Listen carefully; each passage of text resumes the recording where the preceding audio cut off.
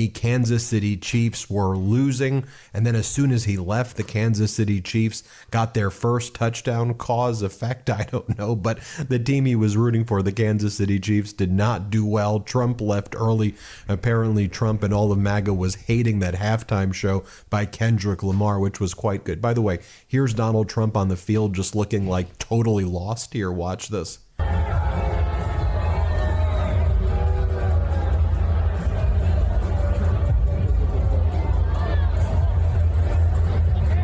So yeah, Kendrick Lamar during the halftime show said, quote, "The revolution is about to be televised. You pick the right time, but the wrong guy." You also gotta love Samuel L. Jackson dressed up as Uncle Sam introducing Kendrick Lamar. That couldn't have gone over well with Donald Trump and MAGA. One of the things I liked as well, though, is you had Donald Trump just glazing the Mahomes family and saying, oh, they're the MAGA family and the Chiefs are all MAGA. Here is Donald Trump with the Mahomes family, and Margot Martin, one of Donald Trump's advisors, was bragging about it. Well, I think it's the everything Trump touches dies syndrome over here.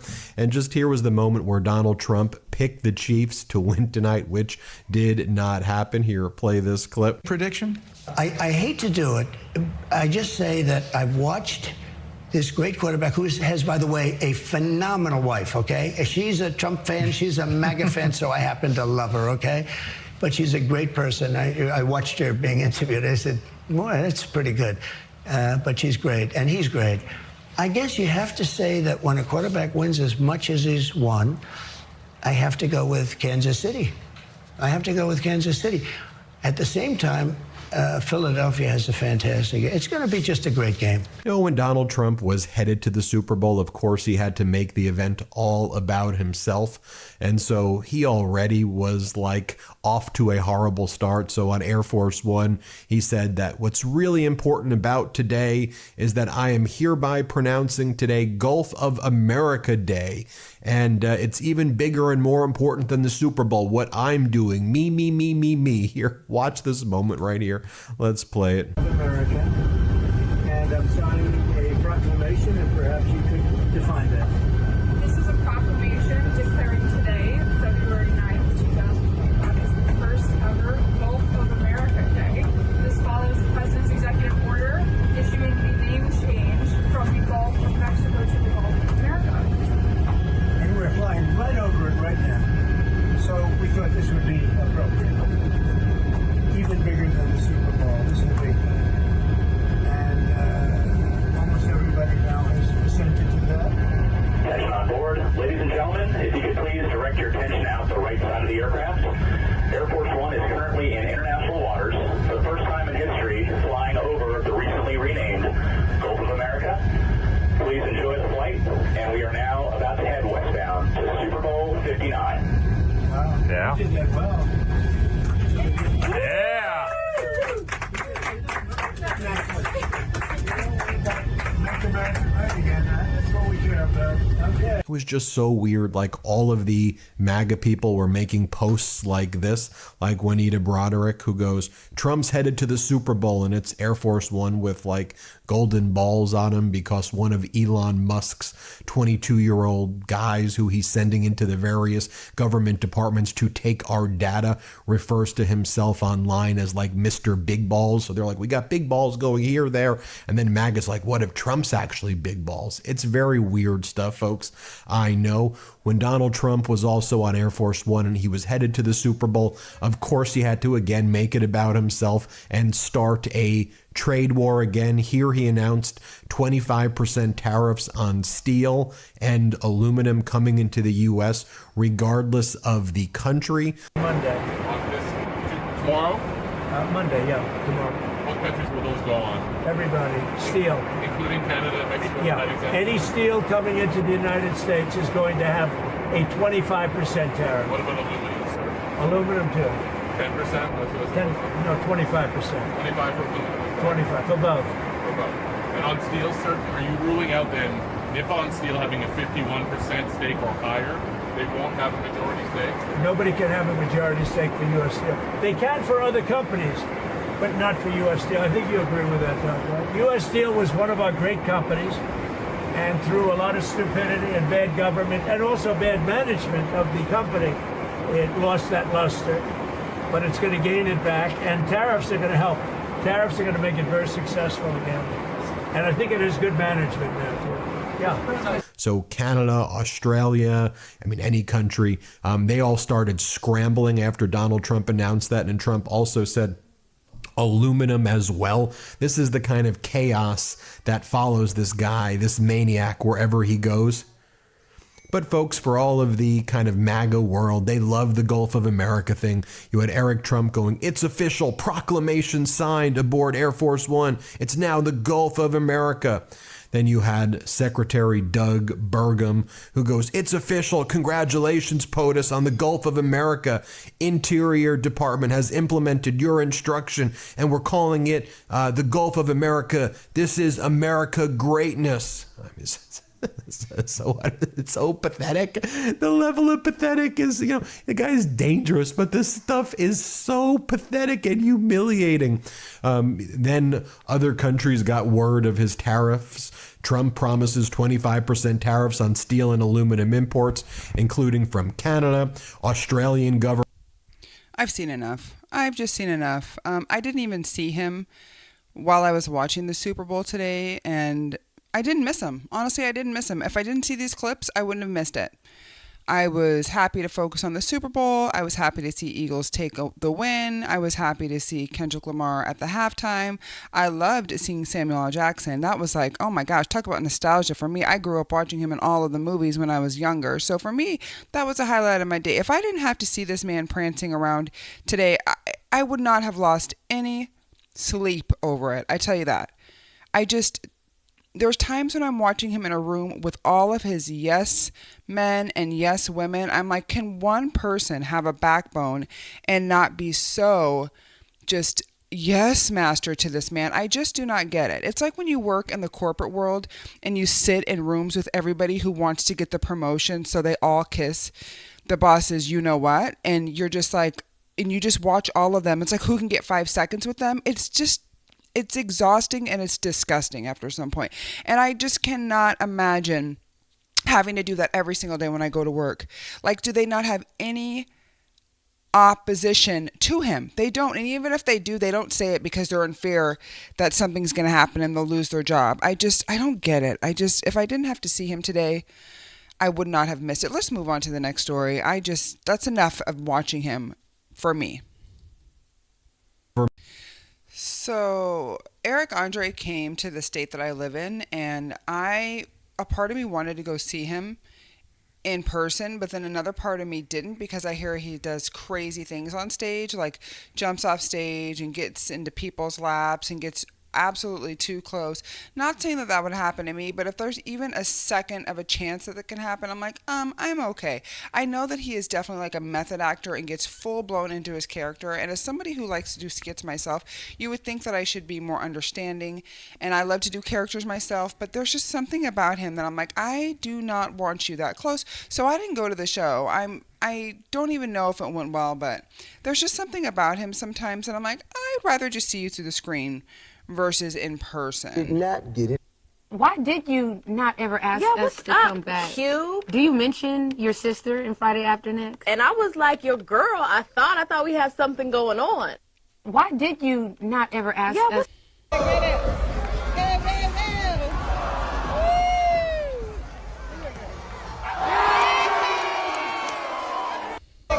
And don't ask your name. Most often, I hear people ask their own name, and it destroys their vocal charisma. So that would be, my name is Vanessa Van Edwards. Not my name is Vanessa Van Edwards. Your perceptions of my confidence in those two introductions are radically different. And don't ask your name.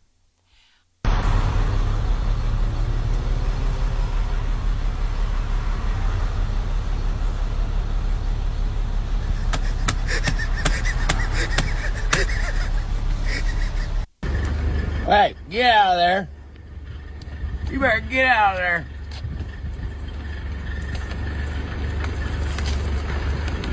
Are you drunk? What's wrong with you? Hey. The raccoon is high off the sauce. He said, sir, first of all, mind your business. Mind your business. How about that? We're going to take off this mask because even though I am trying to wear it, it hurts. Hold on just 1 second. Let's put this down.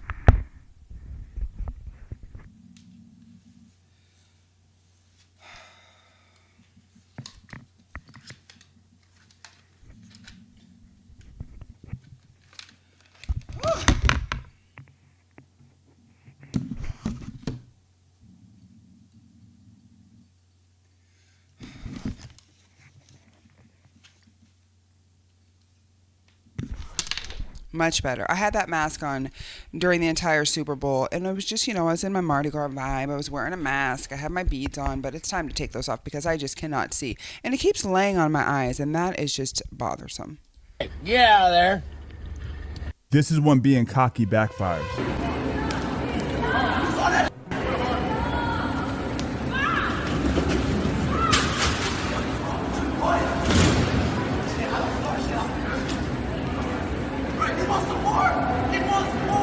This is when being cocky backfires. Not the smack. Not the, oh, I'm going to smack you. I'm used to smacking my old lady, so let me smack you too. Sir, you might have just smacked him. Oh my goodness. He said, let me smack you like slow motion. Got knocked out. Got knocked back real quick. Got knocked into some sense.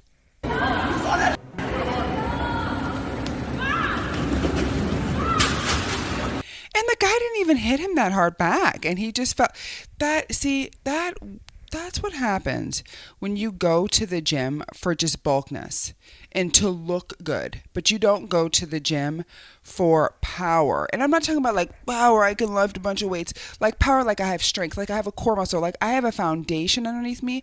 And you cannot rock me because I'm solid, baby. Solid as a rock. Solid. Solid as a rock. That is not what that is.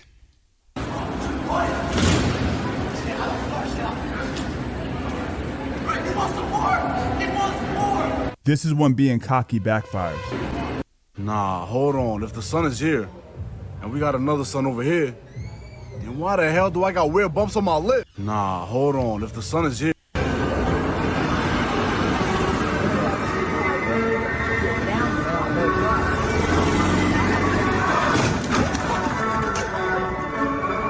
How does this machine refill beers from the bottom of the cup?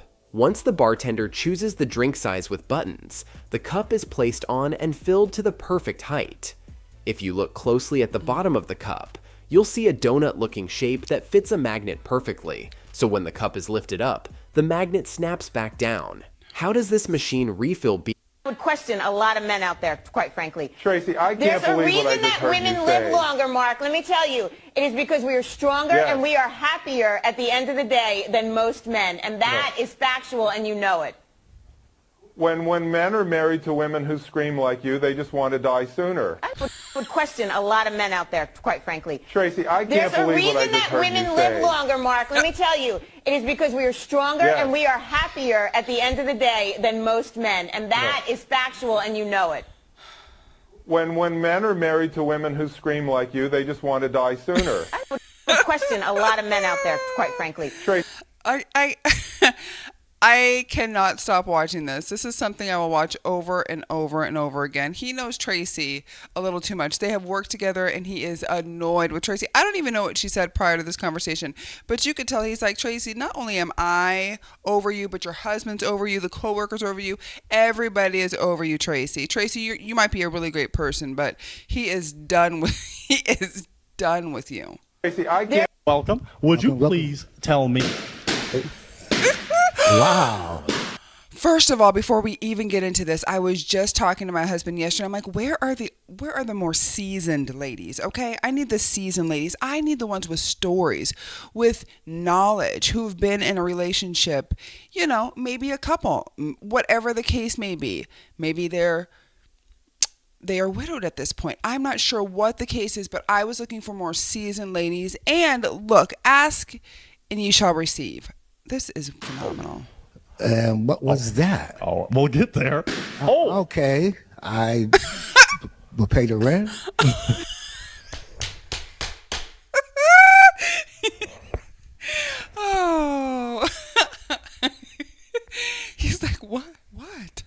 What? I haven't even opened my mouth. Is it my shiny head? Is it my belly over my pants? Girl, I look good. What is it? 4 grannies popped their button within a second. The first 3 popped it, and then the fourth was like, oh no, I'm just, he said, what? I pay rent? Oh, this is a good one. That was a little fast. Welcome. Would you please tell me? I got to go find that episode. We have to watch that episode. Where is that? Pop the Balloon Senior Edition. I need that in my life. I need to do a full review of that because that just gave me a dopamine shot that I have not had in a really long time. I need that dopamine. I tell you what. Wow. You're a fucking rat. Everybody knows it. Do whatever you want. Do whatever. I don't care. I don't care. I don't need to tell you. You know who you ratted on. You're a snake. You're a fucking rat. Everybody knows it. Gold is everywhere. A cubic foot of gold weighs 1,800 pounds. Gold is one of the densest metals on the periodic table. We have metallic asteroids. If you go lasso one of those and bring it to Earth, it will have more gold in them that have ever been mined in the history of the Earth. So if you bring that asteroid to Earth, which has all that gold, then what happens to the price of gold? When we form planets, initially it's very hot. The whole planet is molten. That means heavy things can go to the bottom and light things go to the top. There's more gold in the ocean than have ever been mined on Earth. So if you can set up a gold sifting device and you just, maybe as the tides come through, you have a passive filtering device, you can slowly accumulate the gold. Gold is... Go ahead, Pops. What you say about my mama? Yeah, go ahead. You said what? What did you say about my mama?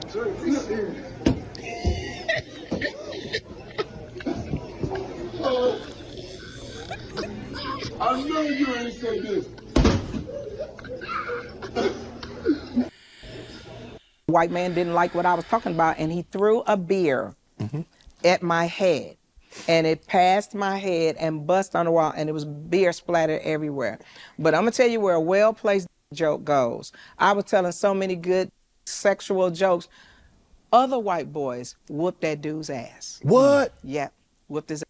And then went, finish your show. Good comedy is still good comedy if you would just let us get to it. White man didn't like.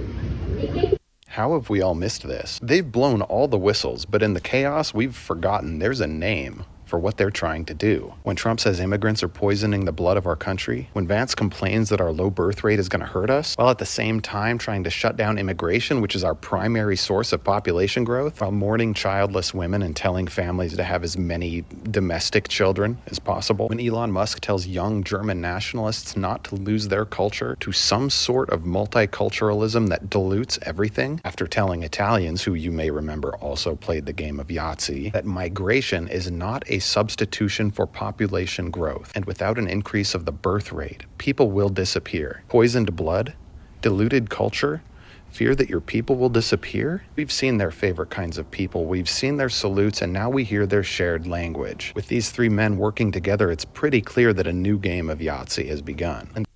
Forgiving people in silence and choosing never to talk to them again, it's not about anger or holding a grudge, it's about self-care. It's about letting go of the weight they left behind without reopening the door to more pain. Forgiveness doesn't mean forgetting, it means choosing peace for yourself, forgiving.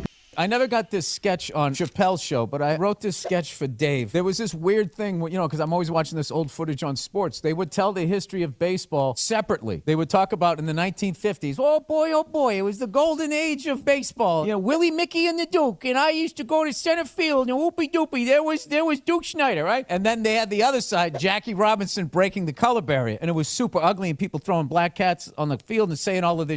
But they told those 2 stories separately for some weird reason. So I wrote this sketch where Dave was watching like one of those Billy Crystal going to a Yankee game things and just fantasized, oh boy, I wish I played during the golden age of baseball. And then he went back and of course it was like, and here we are, 1954, the golden age of love. And then, you come up to the place, get off the field, you black. And there's the Mick. Oh, Mickey Mantle. The duality of it struck me as funny. Never got it on though. I never got. Oh, I'm pretty strong. What, I gotta hold this? Uh-huh. All right, you strong? Okay.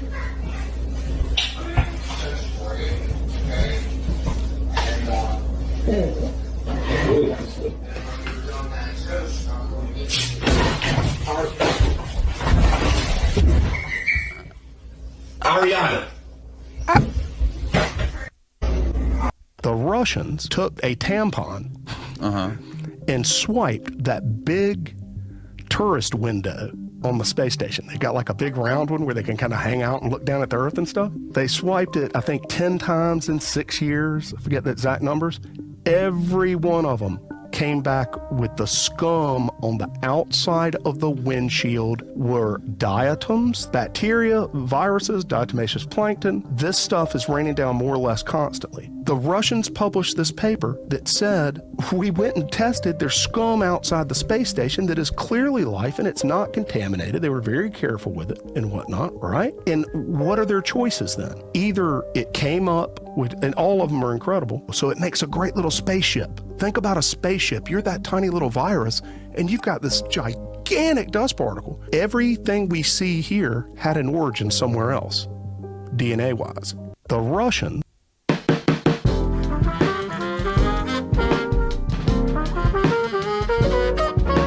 We're old enough to remember when the United States lost the most powerful collider in the world, this superconducting super collider. There was money allocated. They started digging a hole. What was it, 200-mile circumference? It was going to use superconducting magnets, which had very powerful magnetic fields. This was going to be built in Texas. Oh my gosh, peace broke out in Europe. No longer do we need the physicists to protect us from the evil, godless communists. Once that got canceled, the center of mass of particle physics went across to Europe. And so they went ahead, built a large Hadron Collider, and they successfully found the Higgs boson. We're old enough to remember when the United States lost the most powerful collider in the world, this super. Bro, watch this video until the end. This sheep was literally sleeping and the entire herd ran away. Just watch what this guy does. It's hilarious how he wakes him up.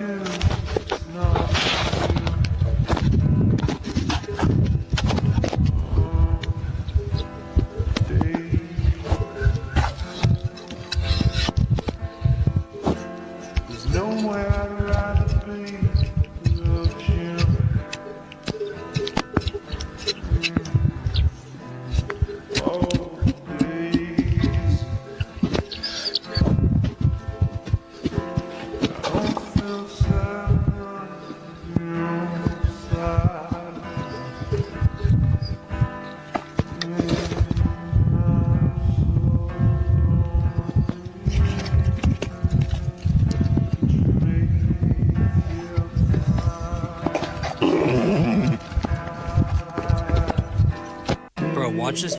All right, here's Mao at his iconic moment. He's proclaiming the victory of the communists in the Chinese Civil War. Once he won the Civil War, he imposed a social revolution. What's that? It's more than a political revolution. You're not just replacing the government. You're going to wipe out entire social classes. And I don't mean then, hey, here's your one-way ticket out of here kind of way. No, a social revolution is here's a mass grave, dig it, and then you're in it kind of way. If you look at these statistics of Chinese deaths, it gets really quite ugly. There are more Chinese civilian deaths than all deaths in World War II.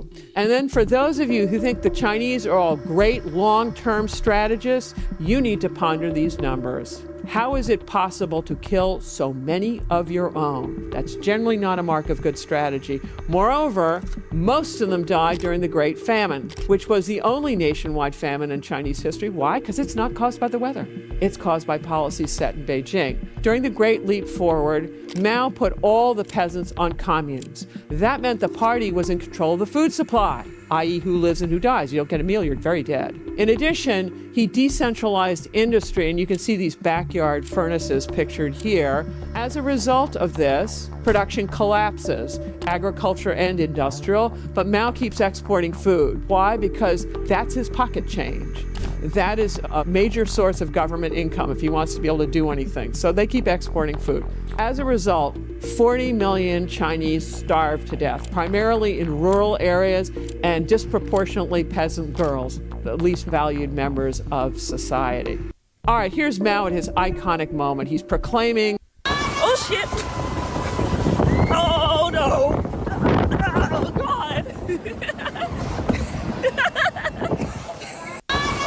A blowtorch is used to heat the split bamboo, gradually evaporating the moisture trapped inside. Once dried, a specialized knife carves diagonal grooves along the inner surface, slicing through the bamboo's internal fibers. This process is essential for breaking the fiber structure, allowing the bamboo to release internal stress when unfolded. As a result, it flattens more easily. These flattened strips then become the primary raw material for crafting a wide range of bamboo products. A blowtorch is used to heat the split. Tracy, I wanted to ask you, is that true about the Prince article I saw in the paper that you got kicked out of Prince's house? Hell yeah! How did you end up at Prince's house? He had to do a Grammy party, and everybody was in there, man. If you was somebody, you was in there. Who and was there at the Prince drinks party? was going for free, and he was playing his band. He was in the living room, had his pajamas on, playing guitar, and it was just rocking. And before you know it, the sun was coming up, and everybody was gone. And it was just me and my boy Bradley sitting down on this couch with two girls, getting drunk, still going at it. And I looked up, and him and his wife was at the door, and he was like, "You got to leave." And as I walked out the door, I grabbed him by the back of his neck, and I said, "My father loved when doves cry." And then I left. Tracy, I wanted to ask you. Back in the jungle, when the natives got restless, they would call it guerrilla attack. And they would never describe that the folks finally got wise and decided that they would fight back. And still, we are victims of word games. Semantics is always a bitch. Places once referred to as underdeveloped are now called mineral rich. And the game goes on eternally, unity kept just beyond reach. Egypt and Libya used to be in Africa. They've now been moved to the Middle East. There are examples galore, I assure you. But if interpreting were left up to me, I'd be sure every time folks knew this version wasn't mine, which is why it is called his story. Back in the jungle. This ain't our address. The interaction between this kid and this Melba lady is awesome. All right. What are you doing? What you doing? Any snacks? Nope, I ain't got none. What you doing? Nothing. Just leaving. Just gonna be leaving today. I won't be here. What you was doing right there? Helping my dad. Oh, what you was doing? You got a seat back there? No. What you was helping doing? With scrap. Helping him with the scrap. Oh, okay. What are you doing? Not working. About to get off? Really? Yeah. Those are small things. Mm-hmm. It's a small truck too. But I'll see you Monday. yeah. Maybe if I can get your number, maybe I might call you later. All right. Get it from your mom. Okay. All right. All right. See ya. All right. See you Monday. All right. This kid has an old soul and a wonderful heart. What a beautiful video.